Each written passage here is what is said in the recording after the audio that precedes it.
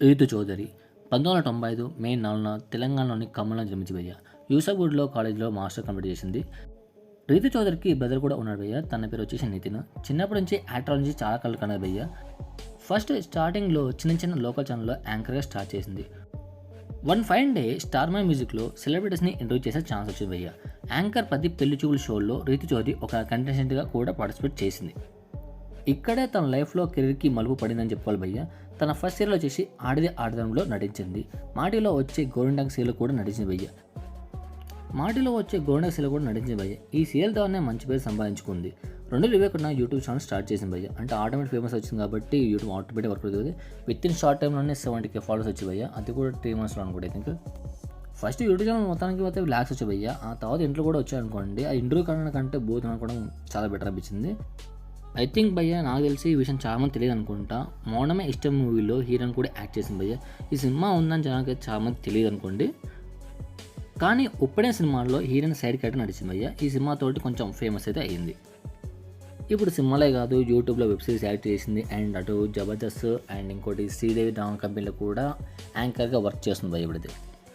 ఇప్పుడు యూట్యూబ్ చూసే వాళ్ళకి రీతు చౌదరి అని తెలియని ఎవరు లేరు భయ్య. కానీ ఇప్పుడు ఇంకో ట్రెండింగ్ టాపిక్ అయితే నడుస్తూ ఉంది తన పైన. అది ఇప్పటిదాకా తన జీవితం కొంచెం సాఫీగా వెళ్తుంది భయ్య. అంటే ఒడిదుడుకులు ఉన్నాయి కానీ మరింత పెద్ద ఇష్టత లేదు. అదే వచ్చేసి ప్రజెంట్ బిగ్ బాస్ని సీజన్లోకి ఎంటర్ అయింది.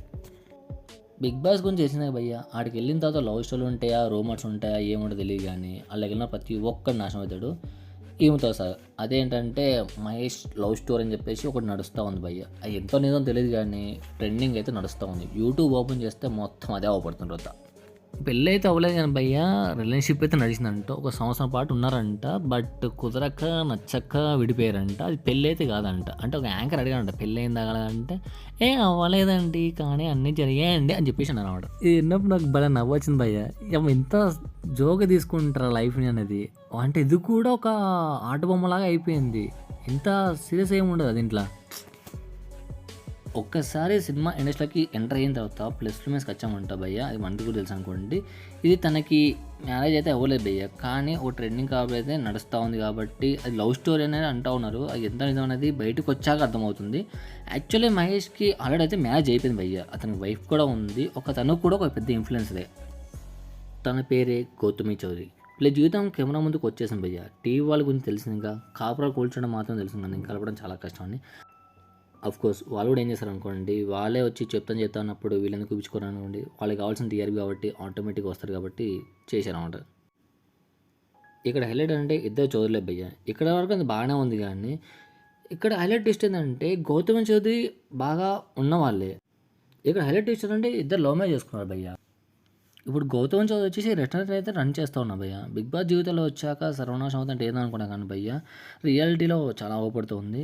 Mahesh Ritu Chowdary YouTube trending topic అయితే అయిపోయింది భయ్య. కొంతమంది అయితే రీతు అండ్ మహేష్కి మ్యారేజ్ అయిపోయిందని కూడా అంటూ ఉన్నారు. దీనిలో ఎంతవరకు క్లారిటీ ఉందో తెలియదు కానీ న్యూస్ ఛానల్ అయితే పండగ చేసుకున్నాం భయ్య.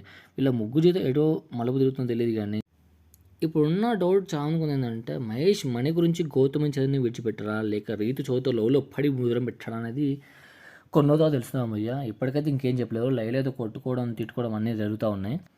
ఒకవేళ దీనిపై మీకు వీడియో కావాలంటే కింద కామెంట్ చేయండి. దాని గురించి ఒక ఫుల్ వీడియో చేద్దాం. Thanks for watching. ఇంతకంటే ఇంకేం చెప్పలేను, ఇంకా స్టోరీ చాలా ఉంది, మాట్లాడదాం. Thank you.